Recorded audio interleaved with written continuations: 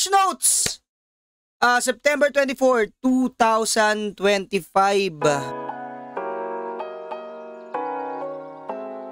Maraming bago, maraming lumabas. Demonite set and weapon. Syempre, ito yung para sa 170 up. Ito yung simula ng Ultimate Armors. So, mga Ultimate na yung mga pang-upgrade dito. Upgrade Core Ultimate. Yung pang-extend dito, Slot Extender Ultimate.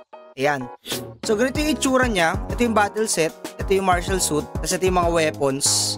Kita nyo naman yung itsura niya, no? Shining, shimmering, splendid. Pero syempre, since na lumabas na yan, hindi naman madali. Hindi madaling makuha yung Demonite. Kasi, yung mga mamaw lang makakapasok dyan, ito ay makukuha lamang sa Mirage Island. Yan. Mirage Island or yung drifting battle na tinatawag. Ano bang makukuha rito? Essence Rune Attack 2 and Magic Attack 2.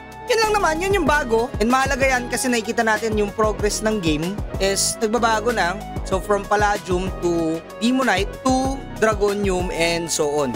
So marami pa tayong aabangan sa mga bagong patch ni Cabal Mobile. So syempre hindi natatapos yan dyan. Itong Gem Hunt, basically para rin siyang candy event.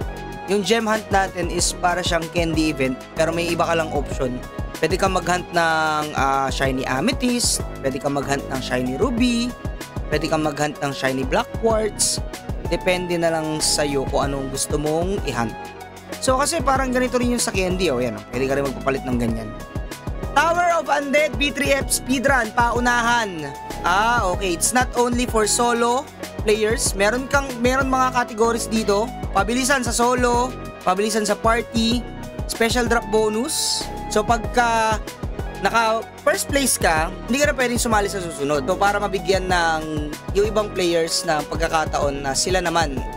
Paano pag ibang character lang ginamit? I mean same account. Hindi ko alam. Random box, as is naman yan. Alam nyo naman na kung saan makukuha yung random box na yan. Dito. Lotto, natapos na rin yan. Sino ba nanalo? Si Lenico, congratulations. Isa kang swerteng nilalang. Ay, Electronica Capsule! So, Electronica Capsule will give you a chance to win the following. Syempre, yung costume token na Electronica. Yung Epaulet. Uy, kayo Safeguard Epaulet. Wow. Meron na. Syempre, meron na tayong ultimate na tier na weapon. So, naglabas na sila ng Lidis, Unbinding Stone na pang-ultimate. Meron tayong, okay. Ito, Death Note. Uy, meron na tayong Gem of Liberation. OXP Elixir has been added to the special coupon machine. Wow! Increase maximum balance limit to 100 billion to 500 billion para dun sa title. O kung sino daw makakuha ng unang makakuha ng title is bibigyan daw ni GM Blade ng 100k Force Gem. Siya mismo magbibigay pag nakuha nyo yung Son of GM Blade. Kaya siguro yung iba rito nag-aano na. Nagpapatitle na. Kayo nang bahala dyan. Wala tayong pambili. Anyways, yun na yun.